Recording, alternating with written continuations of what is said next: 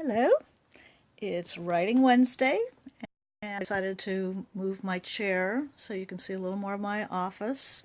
I'll give you a quick tour. It is quite messy right now between Christmas and just moving stuff in and out. So I'm going to turn it around so I can give you a little tour. Okay, well, you've seen this aplenty. That's my desk where I usually sit. And there's a window out there. There's a shrine, which I'm not going to open right now. And then this is the journal corner. So the travel journals are the little spirals, and then the ones at home are the big black ones. And then these are just some of my prized books. My reading copy of Marina M., which you can tell because it has all the bookmarks in it. Another angle, as they say. My reading copy of Pam Black, and so on. Russian toys. Yeah, I'm having a very good day so far, thanks. So anyway, this is the rest of the.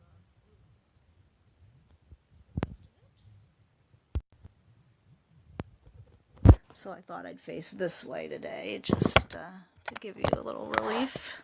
So today we're going to talk about creative decision making, which is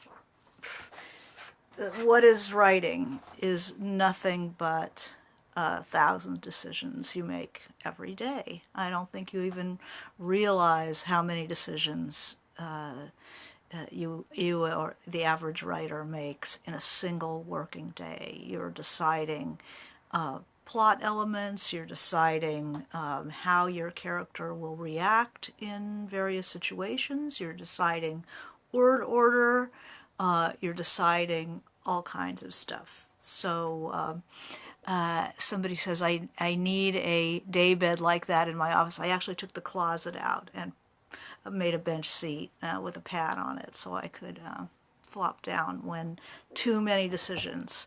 So people wonder why you can't decide what you want off the menu, or why you can't decide something about your home life. It's because you have made thousands of decisions every day that will affect your life. If you're working on a novel, these decisions will affect the rest, could affect years. So one common cause of writer's block, so called, and we've talked about what writer's block is in another video, but a big cause of it is just being afraid to make a decision because you don't want to be years down the road going, why did I ever choose to do this? Why did I pick this route? I should have turned left instead of right, and I just have been spending years on this, and I've just made a huge mess. And so decision making it is not a light thing when you're writing fiction. But I experienced a terrible writer's block, as some of you know, when I was working on White Oleander. And this was not a block of I can't write anything. This was a block, you might not even call it a block, but I was writing and writing, and just nothing was coming together. Nothing was moving forward. And I had a very wonderful, wise therapist at the time who said, Janet, the problem with you is that you think that by choosing one of the many possibilities available to your routes, available to your character, that by choosing one you have lost the other 99. She'll never grow up and be a pirate. She'll never, do this or this or this. So instead, I was kind of treading water in my writing. So I was getting pages, but nothing really happened. And as we know, every scene something has to happen that changes everything for your character. So it was just this feeling, and you've read books like this where you can just feel the the poor author is just kind of circling the bathtub, unable to move forward, and you're like, get on with it. Well, what happens is we're afraid to make decisions because then we're kind of locked into that, and we have this instead of that. But what my shrink says is, until you said it to me in a very valuable time, until you make a decision, you have nothing. You have nothing. And this is true in life as well. You can ruminate about things you should be doing or decisions that you need to make. But if you make the decision and it's not right, you can go back and change it. You can ameliorate it later on. You can find a way to adjust. Whereas if you're just sitting there circling the bathtub, you're just not going to go anywhere.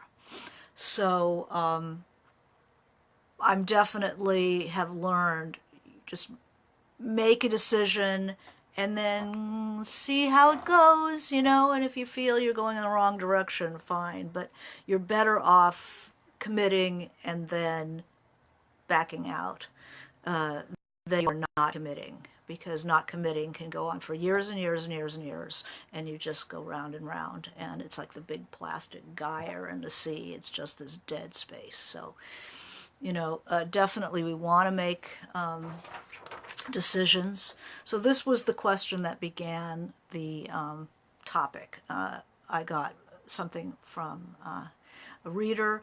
I have a question for Writing Wednesdays.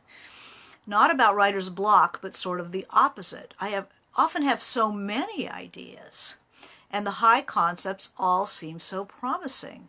So I have trouble picking just one to pursue. Okay, this is another kind of decision question.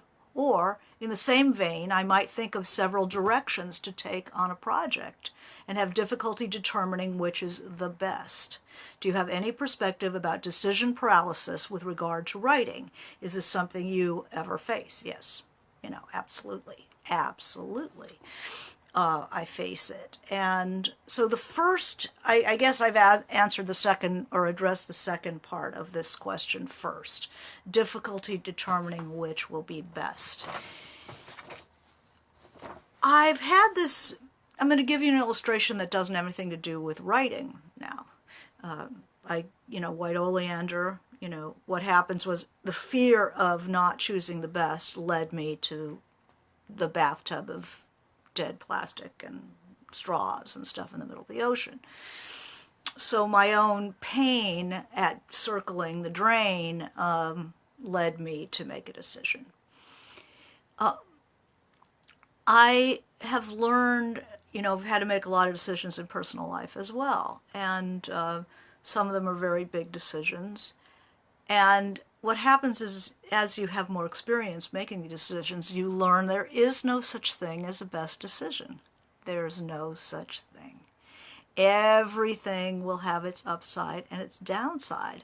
So maybe you don't want to suffer quite so much or quite so long looking for the best thing, because the best thing will have its downsides. And actually, the most difficult decisions are decisions where everything has its upside and its downside, and there is no clear best. And so it is in writing. The important thing is your level of commitment, your ability to know when things aren't working, and your willingness, the courage to commit to something, knowing that, yes, there might be heartache later on. There might be heartache. You might have to pull something, you might have to pull it out. You might have to do something else. But unless you're willing to put in work, and quite a bit of work, with the possibility that it will not work out in the end, you won't be able to do this kind of creative work. You just have to be willing to take the chance and just go into it fully and full-heartedly. The first part is very interesting too when you're starting something. I have so many ideas and the high concepts all seem promising, so I have trouble picking which one to pursue.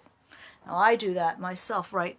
That's why everybody, when they hit the mid stride of their novel, if they aren't feeling, why did I even start this? Which happens, absolutely. Often in the beginning, you have a number of projects you can work on. I keep a notebook like this where I put all the story ideas, all my story ideas, things that I could write stories about. And it's really important to keep something like this while you're writing, because some people have this tick that they start, and not some people, a lot of people, that they start working on a novel, and while they get to a certain point in the novel where they have to commit more and make more choices, do more, another idea comes to them, and they want to drop what they're doing and go do that novel. And I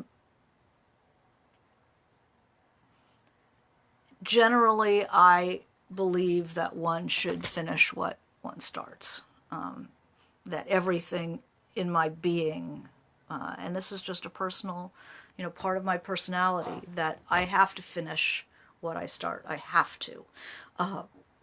And so this has led me into, some blind alleys. I mean, I certainly have had situations in my personal life that I should have ended far earlier than I did, because I have this thing in my nature and I want to see things through. I have had a terrible time after White Oleander. I worked on a novel that failed, and it was very, very hard after 3 years of working on it to put it aside and go, this is just not working. I had started working on something else that I thought I could handle, and that became Painted Black, my second novel. But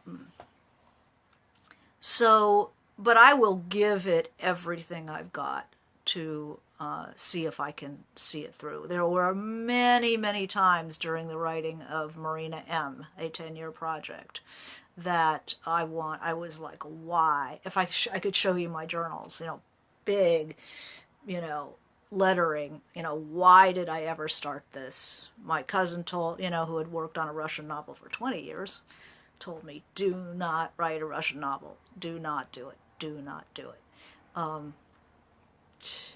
So here I am, year 5, year 6. This is my life. This is my, a decade of my actual life. I went into writing this book that I want to turn around. But I have a quote from Dorothy Allison on a little, it was a ribbon. It was some centerpiece for a literary lunch, and I kept it because it was so good. And it was like, fiction never exceeds the reach of the writer's courage. And Dorothy Allison, I hold that dear. That it's the having the courage to just stay on the horse, and not fall off just because you're scared, but hang on to the mane. You might be bouncing around and halfway off already, but keep riding that horse until it calms down, and you can feel better about it. But then you also have to know when enough's enough, when you absolutely can't do it anymore. And after 3 years of working on that failed novel, taking 2 runs at it, I'm talking about 900 pages, I just could see that it was lying there. It was not taking on a life of its own. And that's how you know whether you've hit it or not.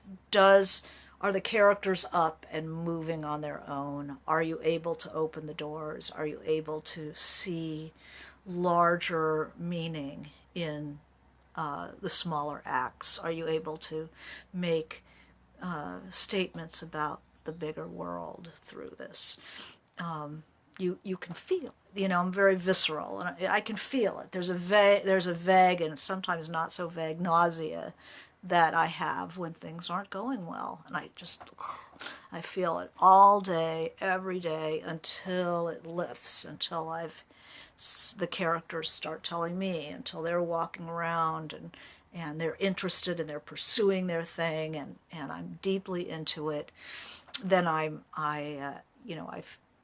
that lifts, and the questioning of my own decisions. So I'd say commit yourself fully, and then really give it your all. Try to find what it is in the work that has been drawing you. I find when I make a bad decision to write something that I shouldn't be writing, it tends to be neck up decisions. You know, I'd love to write about this political situation, say. For me, that doesn't work. It has to come from my elemental problems or my elemental concerns, who I am. It comes up through that, and then sometimes it'll take on a coloration of things that are happening in the world that concern me, but it has to be organic. It has to be neck down writing. So there is what signals you to decide a novel isn't working. Suicidal thoughts, you know. It just never came together. It just didn't come alive. And you can only push the train so far, and you start noticing when something isn't alive, it's not picking up and moving around. You can tell. You physically can feel it. If you're, an army, what army marches on its stomach, I think a lot of writers march on their stomach too. And if you can't stomach it anymore. Also, there's creative weariness, that happens when you've made too many decisions. That it often takes refreshing the writer, not just the work. So when I'm working on something, I often will work on shorts, not short stories. They take too much commitment away from a novel. I can't do that. But I'll write a short story, or I'll do an exercise from a prompt, or I'll do some sort of improvisational work that refreshes me. I have to continue to refresh myself. This is a wonderful book. I recommend it to everyone. It's called Free Play by Stephen Nachmanovich. Improvisation in life and art. And that's a lot about keeping things fresh and making decisions that come to you in the moment. I mean, improv, how do you, a jazz band will play a standard, and the first 8 bars or 16 bars will be the standard played pretty straight, and then they start taking off with it. And that's the play, that's the fun, and that keeps you interested, and you're making decisions. They're making decisions in a nanosecond. So that's what it means to be in flow with your work, is that you're making these decisions. You get a certain pace going, and you're making these decisions, word choice, sentence structure, starts, it starts, it just takes off like a solo, Miles Davis solo. And then you're just in heaven, because you're making decisions not like, but you're flowing with the decisions, just the way water flows downhill and chooses a path. It just chooses a path, because that's the way it's going. When things are going well, you can do that. When things aren't going well, when you're sitting there and going, what should I do? What should I do? What should I do? Should he do this? What happens in this scene? I don't know. I was writing Marina M., as some of you know, as a novel in verse. I really wanted to write a novel in verse. It seemed challenging, but it also seemed in keeping with my protagonist, who's a poet. But I got to a scene that I didn't know what happened in that scene. So I went back to my fiction writer's toolbox, and I have a lot of stuff in there. I have a lot of tools in there.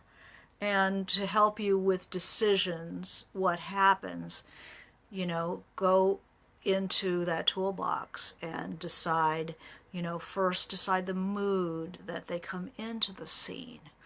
What am I seeing? Who am I? Am I in the body of my protagonist? Am I fully enough engaged? Is the reader fully enough engaged in that place? Is it hot or cold? Is it March or June? Really inhabit. Because a lot of times you make decisions, you're actually not in it enough to make a good decision. So back off from trying to make a decision and get in there and say, am I feeling this character? Now I'm going to ask the character, now what do you want to do? This guy is, say, asking you to marry him. Okay, Scarlett, what do you really think about this guy? Sometimes I do kind of a creative visualization where I will interview. I'll get very quiet and I'll go to the beautiful garden. Some of you know my technique. And I'll sit on a bench and I will wait for the characters to show up. They show up and I ask them, what do you really feel about Horatio? And you get a lot of information that way, and it's not necessarily what you want. That's the feeling when you make decisions in a book, it's the thing you don't want, is the feeling of pushing a character to do something. What you want is the character themselves to choose. I really have this ambivalence about Clarence. I'm broke. He's got a good job. My family likes him. I've been on the outs with my family for years. This is, suddenly I'm being drawn in. He's got a really nice family, maybe an orphan. He's got a really nice family. I don't like him that much, but I really like his family. And boy, I'd love to be in a family. So you get it's very important. The POV is very important to help you make these decisions. Let the character make the decision, or at least tell you which way they're heading, even if it's not what you chose. What happens when it doesn't move towards closure? Okay, so that's a question about endings. Maybe there's more happening. Don't force, you can't force these things. You have to just listen really closely. And you have to, at some point, have a feeling about what your book is about. And what kind of thing will be, if it's an equation, what proves the equation? If it's a story about, say,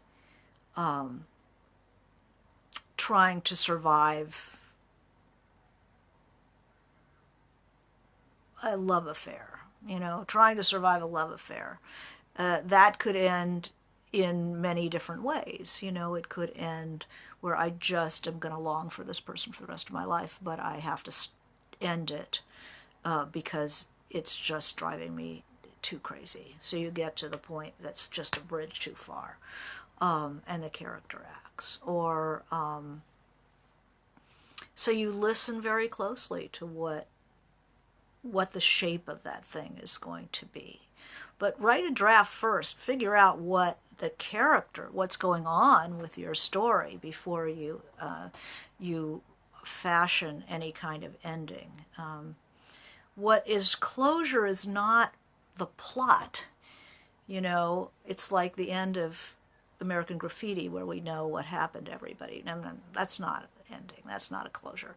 What you want is to feel that the emotional issue of the book has come to some sort of resolution, which I call the big gong. Bong, you hear it coming back through the book. And that's, we talked about, I have a video that's endings and beginnings, and we talk a lot about that.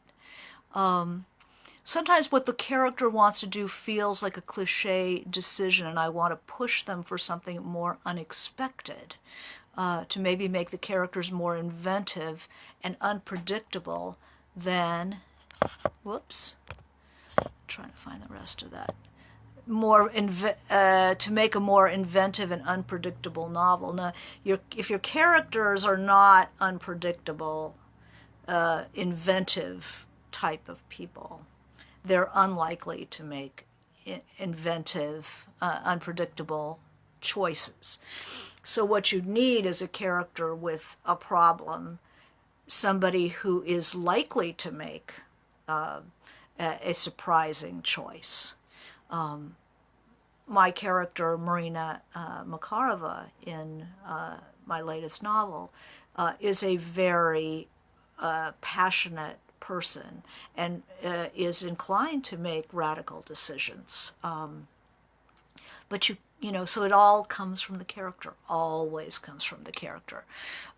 If they want to make a cliche decision, you're not deeply enough into them, and they are not specific enough. They're still generic, because only generic people can do generic things. If you have someone make a conventional decision, it will come out of their own conflicts, and you can have an unconventional character make a conventional decision for unconventional reasons, or for very deep psychological reasons. Like, why would they do that? Why would it, why would a bohemian girl marry this banker who she doesn't really even know that well? It's her take on it that's interesting, the internals. So we make all kinds of plot decisions, and usually that's what we're talking about when we talk about these difficult decisions. What should our character be doing? And so much of it has to be listening to the character and using the settings. If you're going to set something in the 60s in Santa Monica, use it. Be there. Think about how people thought then. Or in the present day. That's how we everything becomes historical, because you're taking a picture of a culture, a time, and a life.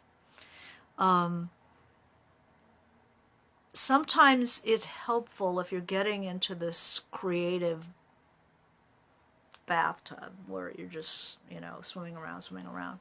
A thing that's really fun to take a break and refresh yourself as a writer is to write in response to something that struck you.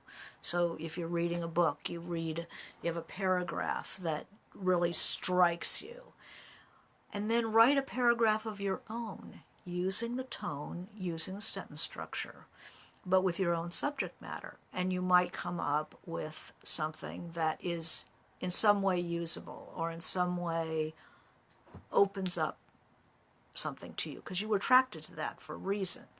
So always keep annotations when you read. What is it that this is doing for your work? If you're reading things that don't do anything for your work, don't excite you, don't make you want to rush to the computer and sit down and work, you're not reading the way a writer reads. Seek out things that inspire you.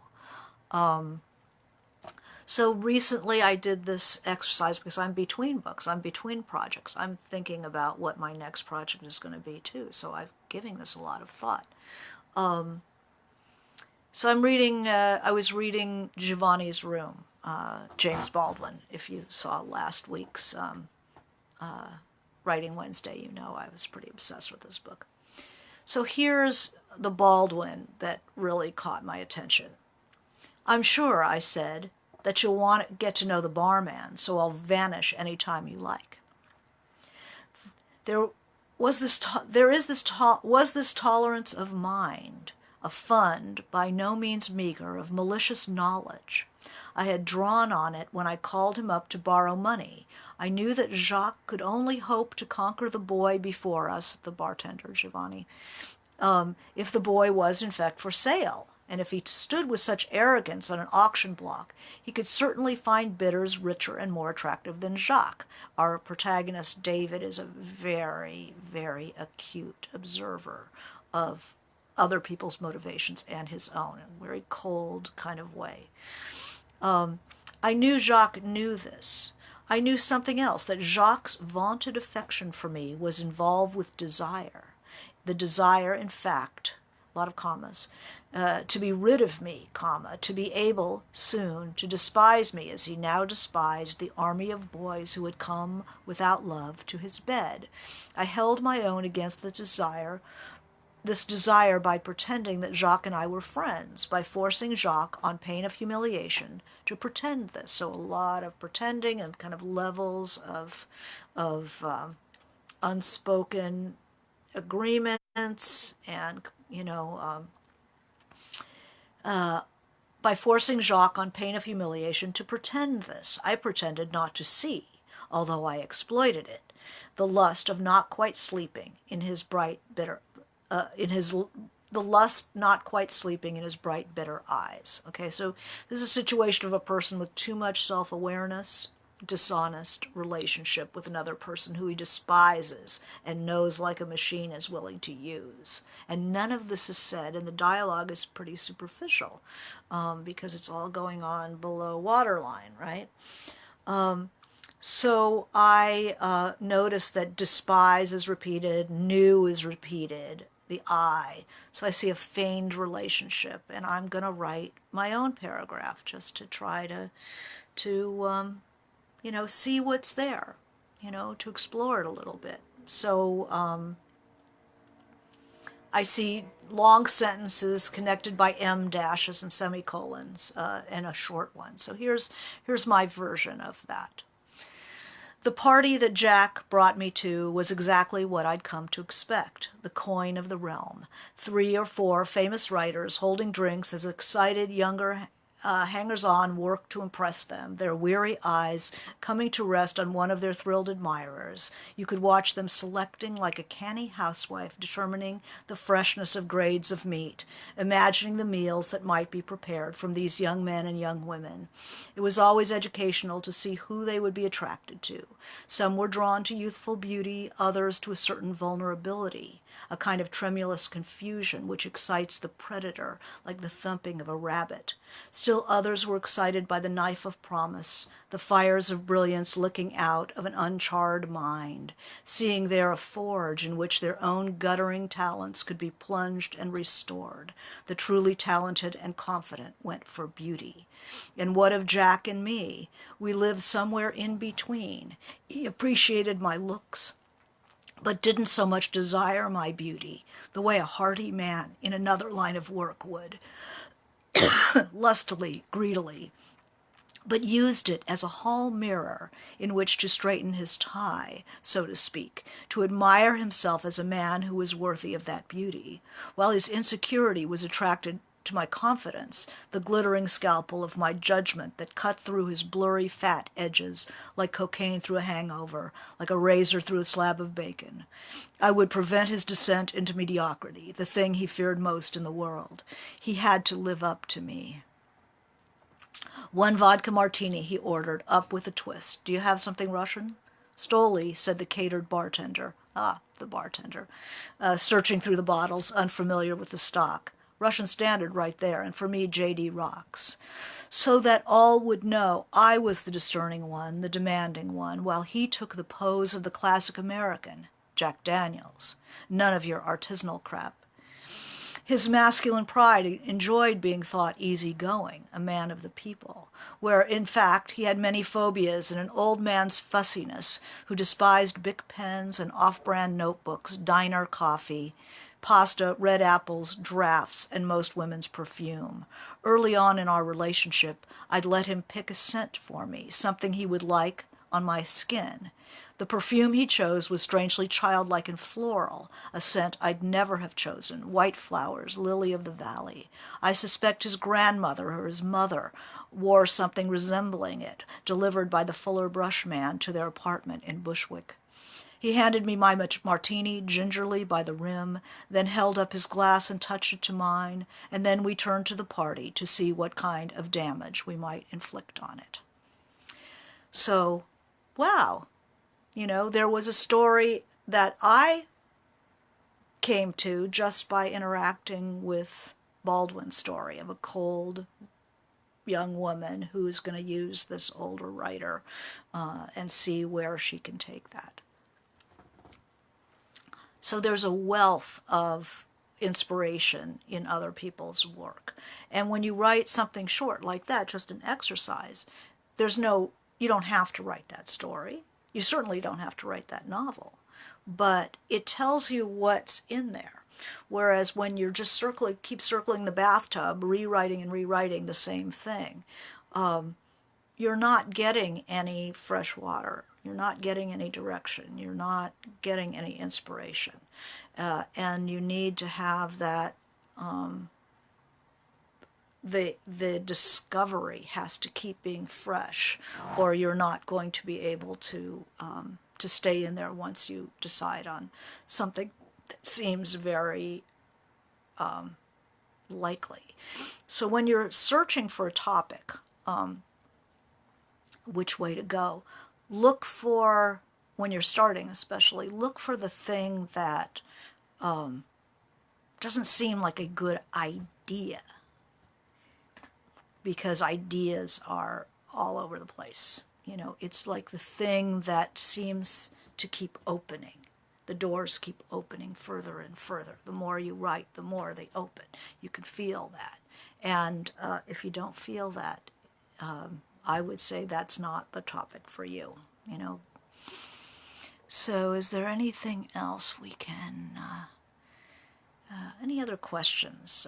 So I believe in prompts. I believe in getting out of the overload of making all those decisions by doing more improvisational work. And you can do improvisational work within the book. Have a character lying in bed and thinking, and get into a riff with it.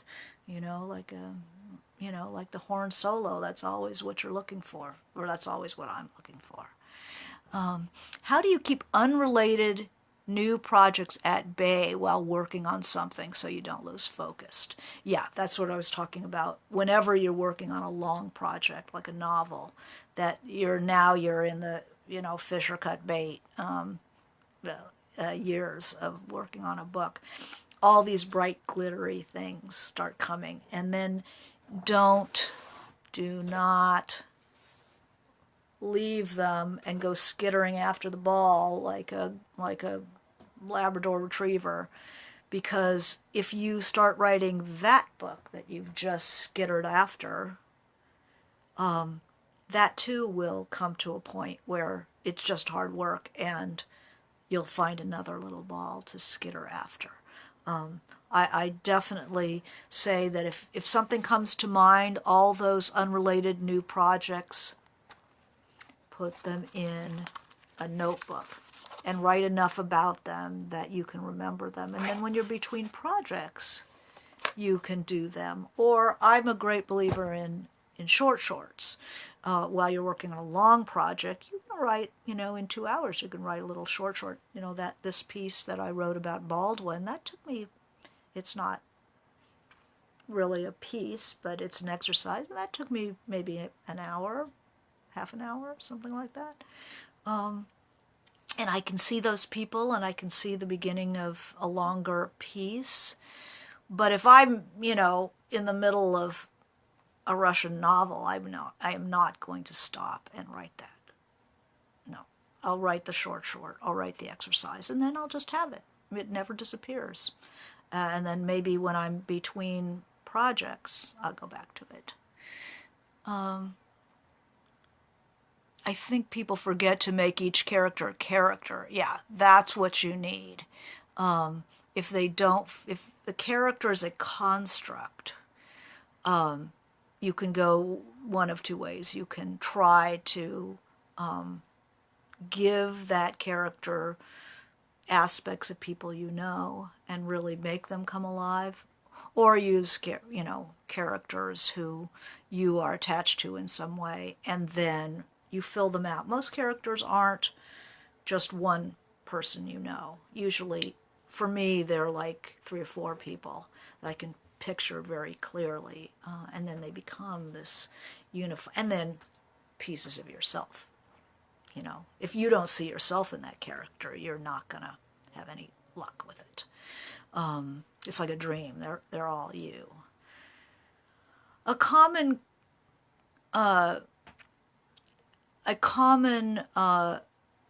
area of choice is the choice of voice and point of view in a novel.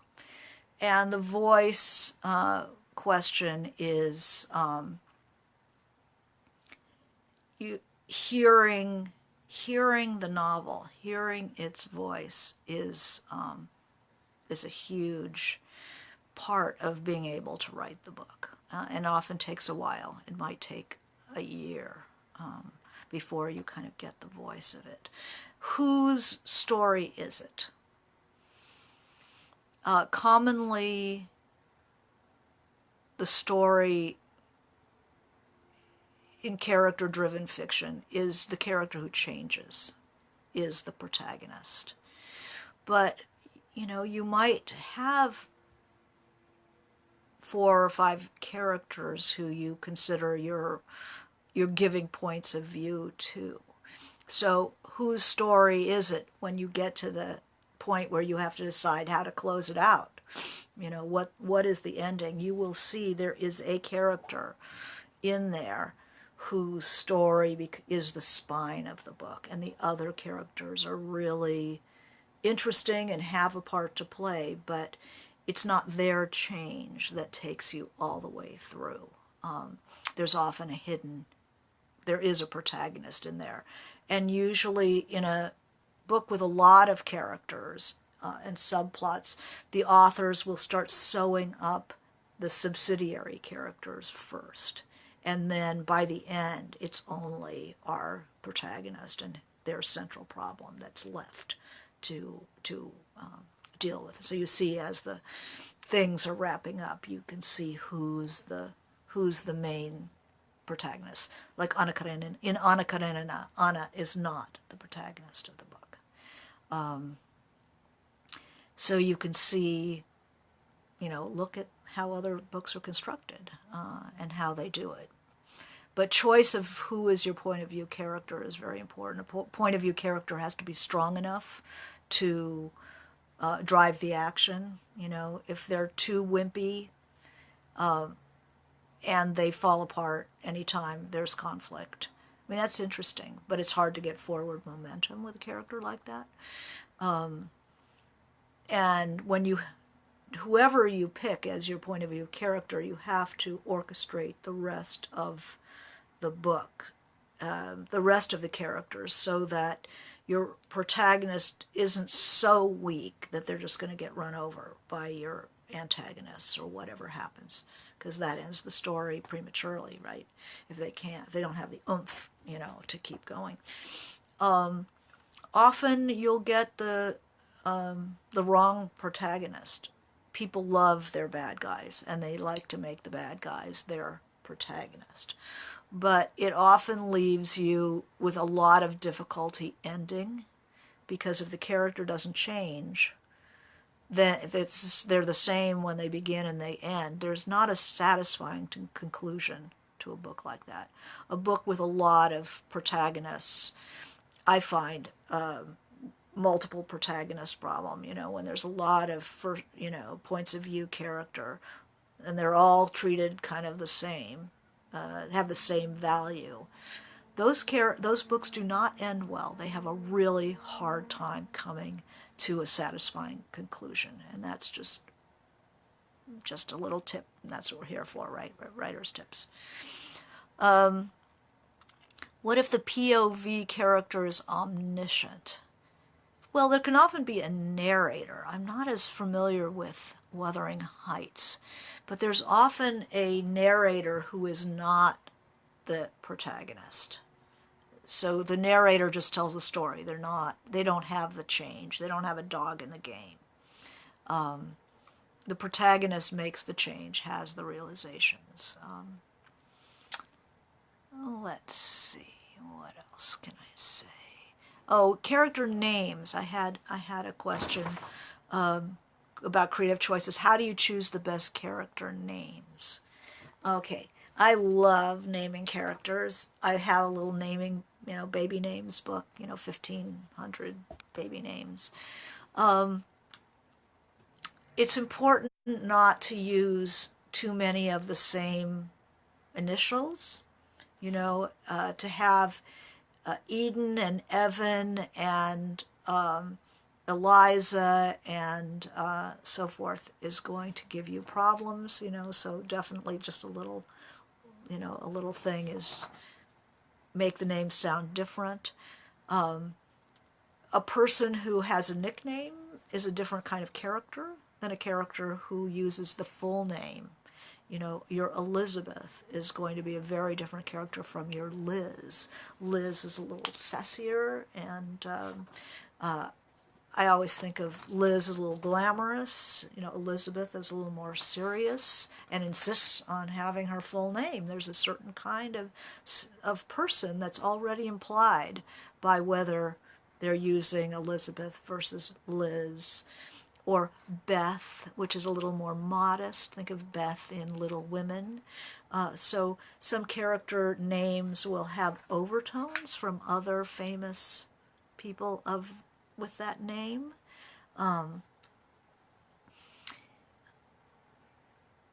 And an Anne, single syllable and a certain kind of broad sound. Janet, Karen, there's certain people, we are all kind of the same as far as our names go. Whereas, and then people who have two names, kind of old-fashioned, Mary Jane, Sue Ann. I see that as an old-fashioned, more old-fashioned family that names the child that. Of course, then you have all your beautiful hippie names, Clover and Sunshine, and that implies sometimes people changed their name, and sometimes the parents gave them that name. So you have to decide another decision, but you decide, was this a parental choice? And maybe Summer is kind of a killer math whiz and totally broke the mold and rebelled against the parents. And sometimes it's, the hippie parents and the hippie kid, and they've been living off the grid. And names just have such underpinnings. There's, people have,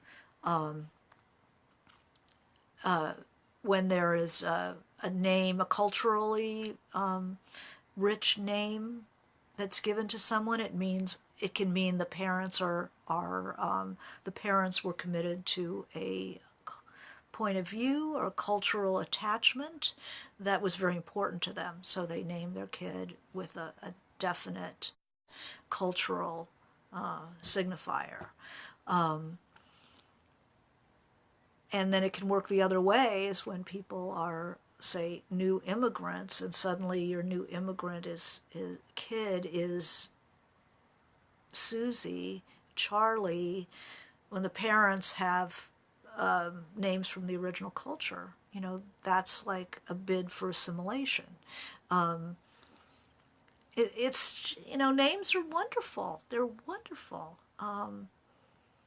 And it's, characters change their name. My little tiny kid at one point was talking to a friend of mine who was somebody who had lots and lots of decisions to make in his life, and he thought if he changed his name, that would be helpful. And my tiny little kid looked up, we were outside and had been hiking, and she looked up and she said, "You changed your name, you changed your reality." I was like, what planet do you come from? She was not like a little guru type of kid either, but it just she had already seen that, at age 3 or 4. And that's what he wanted to do, was change his reality. So if your character is is a little kid named Reginald, and he wants to be Reginald, and he does not want to be Reggie. That is an interesting person. So names are always really fun, and sounds are important. I think O people, Oprah, Orson Welles, those O's tend to be, they're large people with a very firm sense of themselves and very whole, O's. But it's the O as opposed to the ah, olive. Old-fashioned names feel different on young people. The new Hazel. To my mind, in my generation, that would have been considered like old auntie names. Dorothy and Hazel and all that. But now they're very, very popular. So it indicates a generational thing. My daughter had 4 Alexandras. I guess there was a Alex. It was a guy Alex as well. So it's specific to it's generational, historical, ethnic, and then there's a musical, poetic meaning in names. Mary versus Maria versus Mariah, all very different. So I say be sensitive to that, and that's a really, really fun thing to do. Names are both who we are and where we come from, exactly.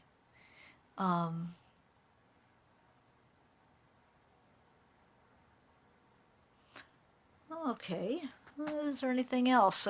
So choice of word, of best character names. Here's one.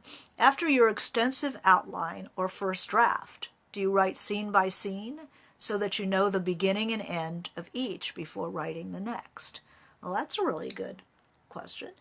I don't write outlines because I like the surprise. Again, I like the surprise and allowing the decision to be made in the moment, like like jazz, like water finding its path. So the first draft is really pretty raggy. Get to the end of that, and then start at the beginning, and then often I can see what I got wrong. I get to the end, and Paul turns out to be a very demanding person, and I've started him out as being kind of a, live and let live guy. That's not who he turned out to be. I might, when I start again, I have a much better awareness of who people are, and I adjust, and I adjust. And with scenes, just, it's always, is there change? Is there an emotional change? They come in one state, they leave in another state. You'll get propulsion that way.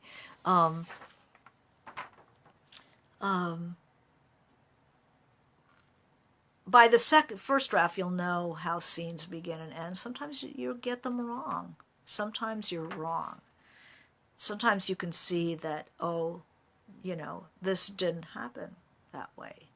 And you have to get back in there and, take a saw and saw that piece out and do something else that nevertheless fits with the rest of the book. You don't want to throw out the whole thing, but it has to tweak a bit.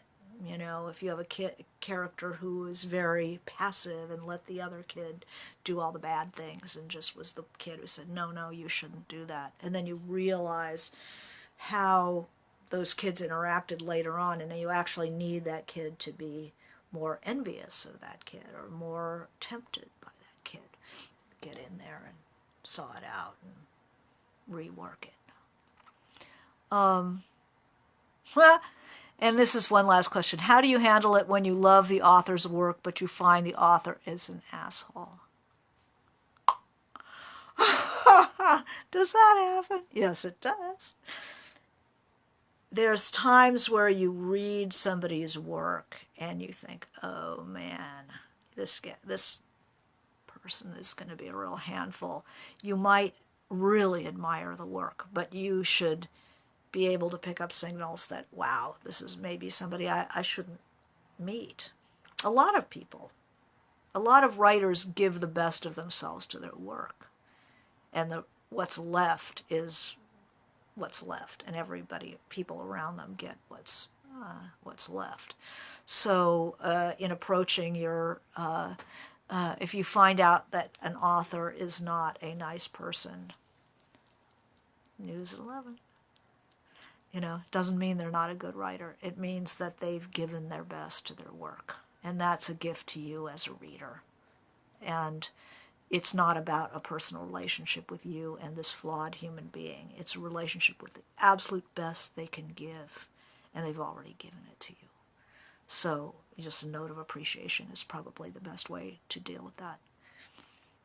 So thank you very much, and we'll see you next week. And if you have questions for next time, just leave them in the comments. Okay, thanks. Bye.